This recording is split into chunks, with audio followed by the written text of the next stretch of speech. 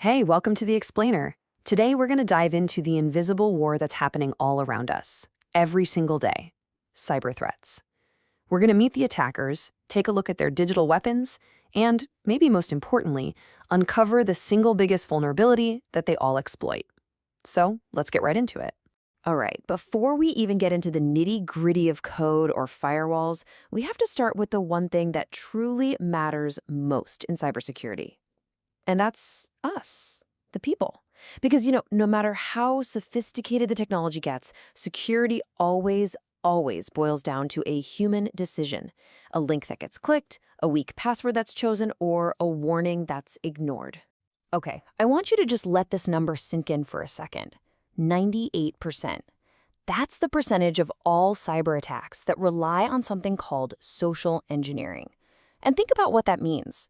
That's not some super complex technical breach, that's a human breach. Attackers have figured out it's just way easier to trick a person than it is to break through a wall of code.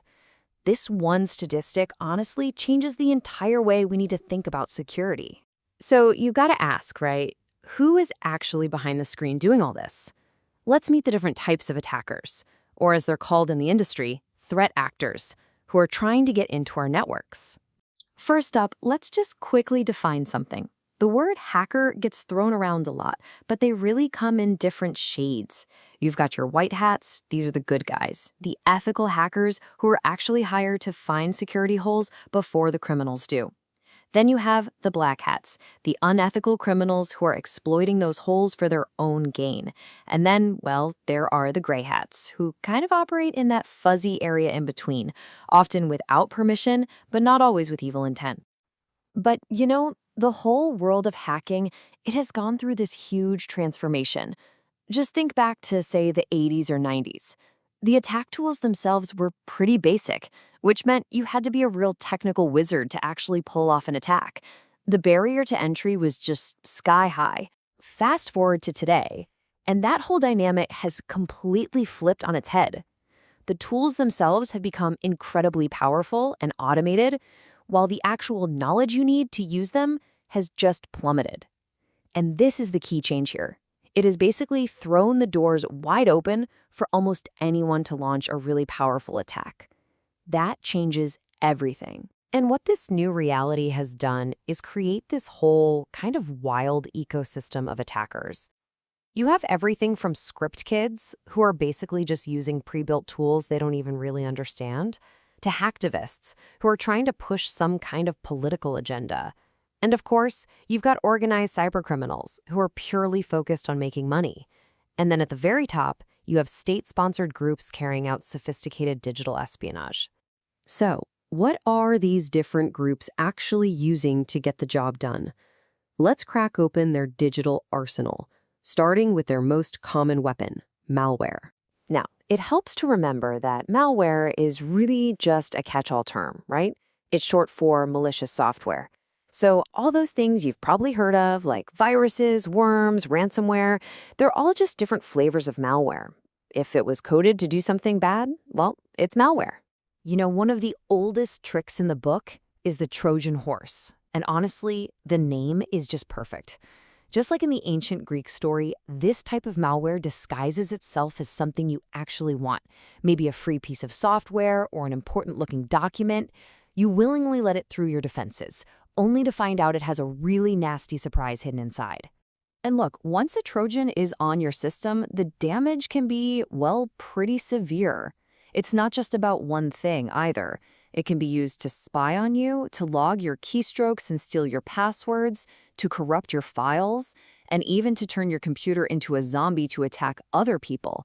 It's bad news. But here's a scary thought. What if malware didn't even need you to click on anything? That's what makes something called a worm so incredibly dangerous. They are self-propagating. A perfect and terrifying example is the WannaCry worm from 2017.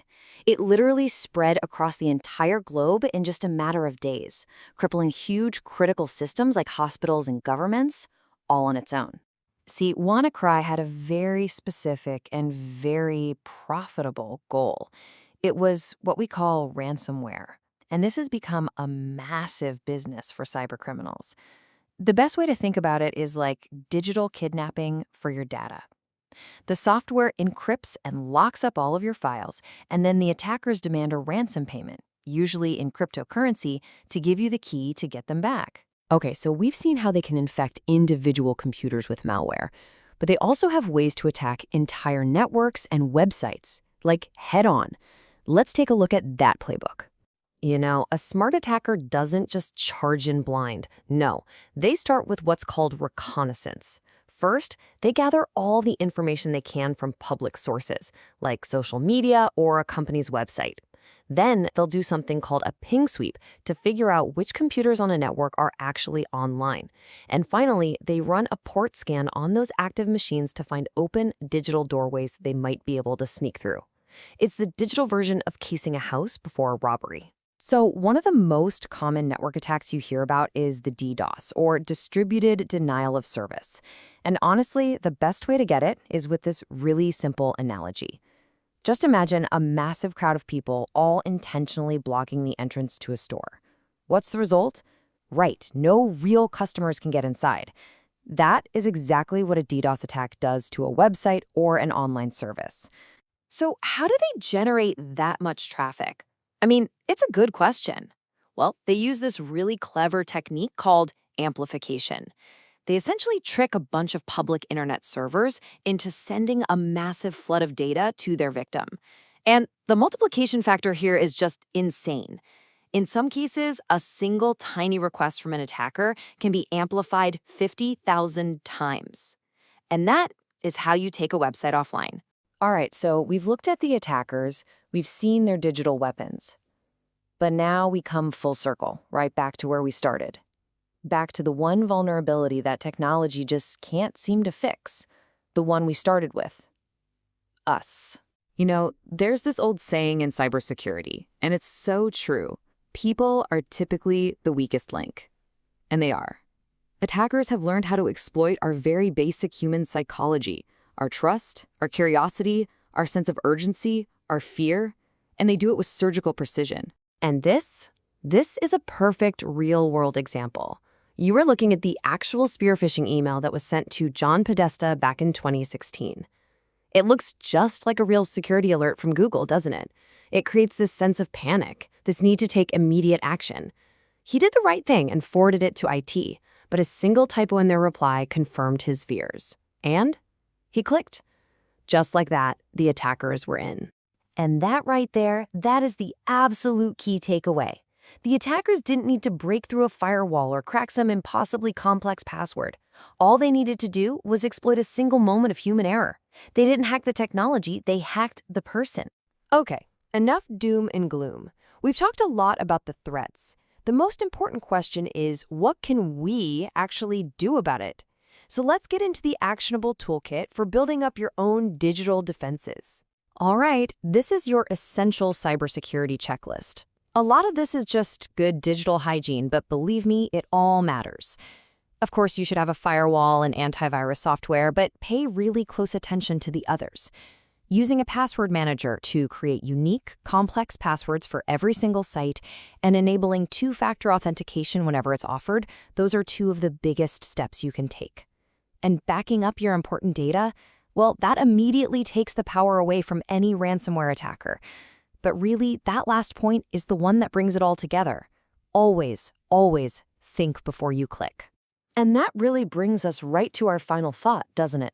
You can follow every single technical best practice on that list. Your defenses can be state-of-the-art.